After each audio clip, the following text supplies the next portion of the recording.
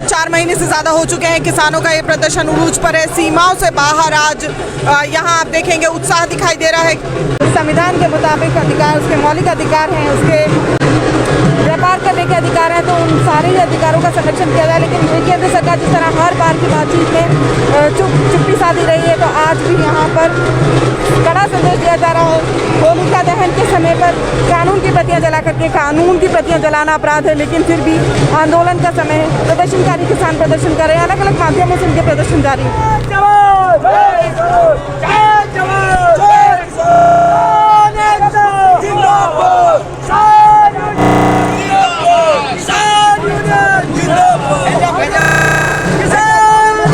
आप देख सकते हैं धरना स्थल के ऊपर जिस तरह से आज होली से पहले होली जलाए जाने का जो कार्यक्रम है वो किया जा रहा है, और यहाँ पर कानून की प्रतियां जलाई गई हैं। यहाँ युवाओं में जोश दिखाई देगा, महीनों से लगातार किसानों का प्रदर्शन चला आ रहा है।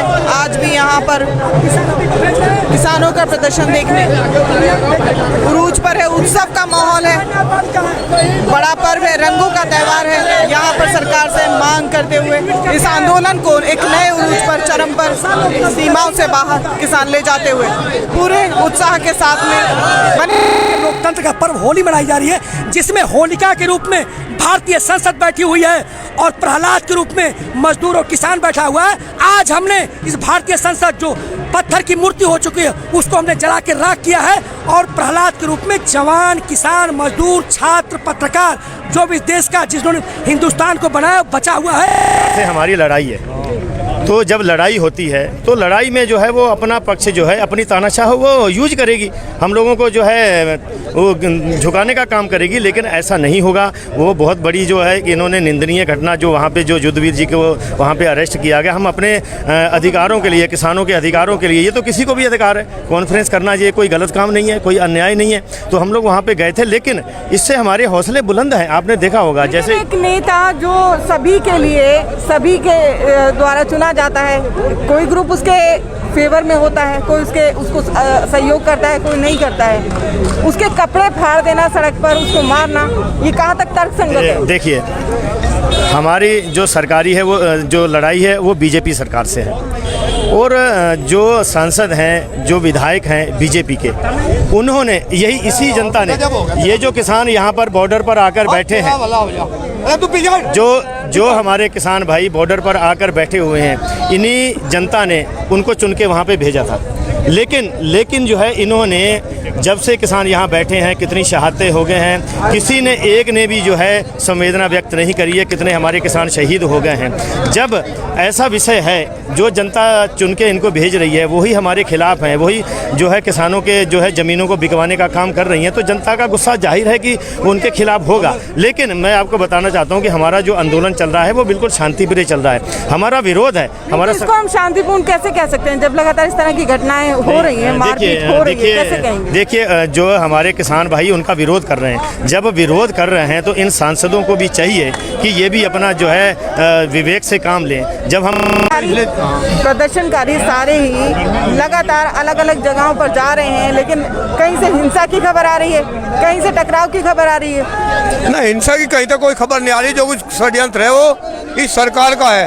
सरकार बौखलाई हुई है, पतन की ओर जा रही, जितना आगे बढ़ा रही उतना ही पतन निश्चित होता जा रहा। यहाँ किसान जन जागरण गांव दर गांव में, हम किसी को कहने नहीं जा रहे, अब गांव में रसद इकट्ठी करके यहाँ ला रहे। दिल्ली गाजीपुर बॉर्डर पर क्या उत्साह है, उमंग है। होली दहन का कार्यक्रम यहाँ किया जा रहा है।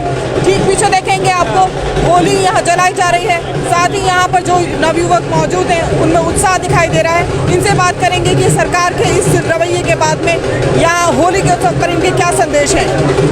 और भी साल भर लगे चाहे, और चाहे 2 साल लगे, हम तो इस तरीके से हो गए जैसे हमारा यही घर है और हमारा जो खेत का काम है, अब वो बिगड़ता नहीं। अब क्योंकि अहमदाबाद में युद्धवीर जी की जो गिरफ्तारी को अरेस्ट किया और फिर छोड़ दिया। और क्यों छोड़ दिया? और सरकार में दम होता तो पकड़ू रखती। किसान जो अपना सहयोग देता है अर्थव्यवस्था में 65% से ज़्यादा देता है, FMCG भी उसमें इंक्लूड है। लेकिन आप ये बताइए कि सर्विस के नाम पे जो टैक्स दे रहे हैं, जो पेट्रोल को लेकर के लगातार रेट बढ़ रहे हैं, महंगाई, इन्फ्लेशन, जो मुद्रास्फीति है वो आसमान को छू रही है, क्या कहेंगे? नहीं, महंगाई का क्या मतलब था? जब कहें ये नु हम किसान मजदूर की आमदनी दुगनी भी करेंगे, किसान मजदूर का फायदा करेंगे, किसान मजदूर खुशहाल होगा, कहाँ होगा खुशहाल? जब इन्होंने कहा कि हमने 6,000 रुपये साल भर में किसान को दिए हैं और किसान के बैठे 500 रुपये महीना, 6,000 रुपये दिए और किसान ने 10 क्विंटल जीरी दी और जीरी का भाव 1850 और बिकी 1,000 रुपये, 900 रुपये, 800 रुपये, तो 1,000 रुपये 10 क्विंटल पर से 1,000 रुपये इन्होंने 1,000 रुपये कम में ली, 1,000 रुपये कम में बिकी। अब जब 1,000 रुपये कम में बिकी तो 10,000 रुपये इन्होंने किसान की जेब में तो काट लिए 10 क्विंटल पर ही, और उसके पास है 50 क्विंटल, तो 50,000 रुपये निकाल लिए, दिए 6,000, निकाल लिए 50,000, तो कौन सा फायदा किया? मक्का 800 रुपये बिकी 1600 के भाव में, और जो सिलेंडर और बिजली फ्री दी थी उन पर 3200 के बिल आ रहे, और जो गैस सिलेंडर दिया था घर की औरतें गैस सिलेंडर सिर पर धरू फिर 300 रुपये का 850 रुपये कर दिया। और जो जहाँ 24 घंटे चला था वो 24 घंटे की ड्यूटी में 3 आदमी काम कर रहे थे, वहाँ 2 आदमी काम करेंगे। मजदूर भी यहीं आ रहा सड़क पर हमारे पास, शिक्षक भी यहीं आ रहा, सबकी पेंशन खत्म कर रहे, और LIC यहाँ आ रही, बैंक वाले यहाँ आ रहे। यहाँ तो मतलब एक स्थिति आ जाएगी ना, हम तो लड़ाई किसान की लड़ रहे, हमें उनकी भी लड़नी पड़ेगी। अपनी जो भारत सरकार है वो उनको साफ सुन गया है। कहते थे कि किसानों के हमारे बीच एक खून की दूरी है, और 2 महीने 10-12 दिन हो गए, मगर सरकार का वो फोन कहाँ खो गया, कहाँ उसकी बैटरी डिम हो गई और कहाँ वे रखे भूल गए, या मोदी जी का माइंड जो कहीं वीक हो गया। तो ऐसा क्या हुआ जो कहते थे एक कॉल की दूरी बताते और 2 महीने से ज्यादा हो गया, तो किस तरीके से ये किसानों को गुमराह कर रहे हैं? जब किसान इकट्ठा होने को होते हैं तब कहते हैं भाइयों कोई संशय है, हम संशोधन के लिए तैयार हैं।